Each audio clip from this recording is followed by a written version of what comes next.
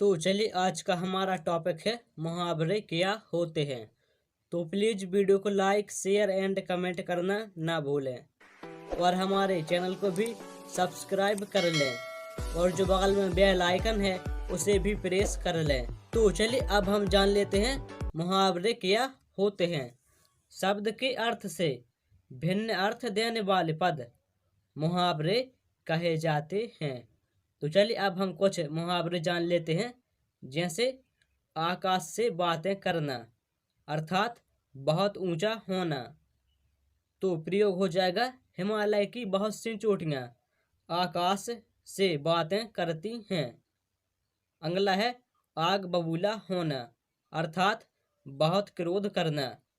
तो प्रयोग हो जाएगा अंगद की खरी खोटी बातें सुनकर रावण आग बबूला हो गया। अगला है आंखें दिखाना अर्थात क्रोध से घूरना। तो यहाँ पर प्रयोग हो जाएगा मुझे आंखें मत दिखाओ, मैंने कोई गलती नहीं की है। अगला है आड़े हाथों लेना अर्थात खरी खोटी सुनाना। तो प्रयोग हो जाएगा चुनाव आने पर नेताओं को जनता आड़े हाथ लेती है। तो चलिए अब हम आगे बढ़ते हैं। आस्तीन का सांप अर्थात कपटी मित्र।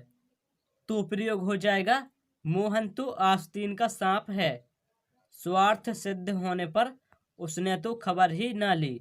अर्थात मोहन आस्तीन का सांप है, उसका काम बन गया तो उसने खबर ही नहीं ली। अगला है आटे दाल का भाव मालूम होना अर्थात दुख उठाना। तो प्रयोग हो जाएगा दुर्योधन को भीम की गदा के प्रहार से आटे दाल का भाव मालूम हो गया। अगला है आंख से उतर जाना अर्थात सम्मान नष्ट होना।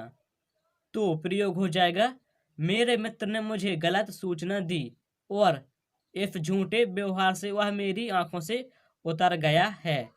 अगला है आंखों में धूल झोंकना अर्थात धोखा देना। तो प्रयोग हो जाएगा रेलगाड़ी में एक यात्री ने मेरी आंखों में धूल झोंककर मेरा बटुआ चुरा लिया। अगला है ईद का चांद होना अर्थात बहुत दिन बाद दिखाई देना। तो प्रयोग हो जाएगा राजीव कहाँ रहते हो, तुम तो अब ईद के चांद हो गए हो। अगला है एक आंख से देखना अर्थात बराबर का व्यवहार। तो प्रयोग हो जाएगा माता पिता अपनी संतान को एक आंख से देखते हैं। अगला है कलेजे पर सांप लौटना अर्थात ईर्ष्या करना। तो प्रयोग हो जाएगा भाषण प्रतियोगिता में सुधा के प्रथम आने पर वीणा के कलेजे पर सांप लौटने लग गया है। अगला है कलाई खोलना अर्थात भेद बता देना।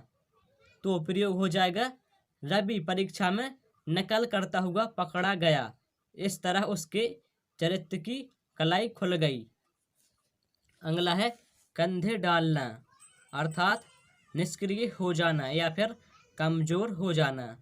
तो प्रयोग हो जाएगा व्यापार में असफल होने पर उसने कंधे डाल दिए।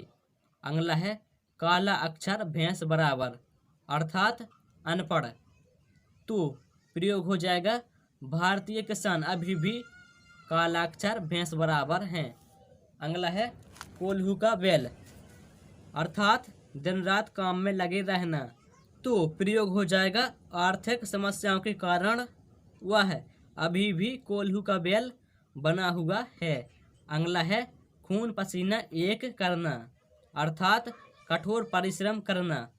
तो प्रयोग हो जाएगा प्रतियोगिता में सफल होने के लिए खून पसीना एक करना पड़ता है। अगला है गड़े मुर्दे उखाड़ना अर्थात पुरानी बातें ले बैठना। तो प्रयोग हो जाएगा अब तो भविष्य की चिंता करो, गड़े मुर्दे उखाड़ने से अब क्या लाभ। अगला है गले उतरना अर्थात समझ में आना। तो प्रयोग हो जाएगा सज्जन की सलाह फिराह दुष्ट के गले नहीं उतरती। Thank you.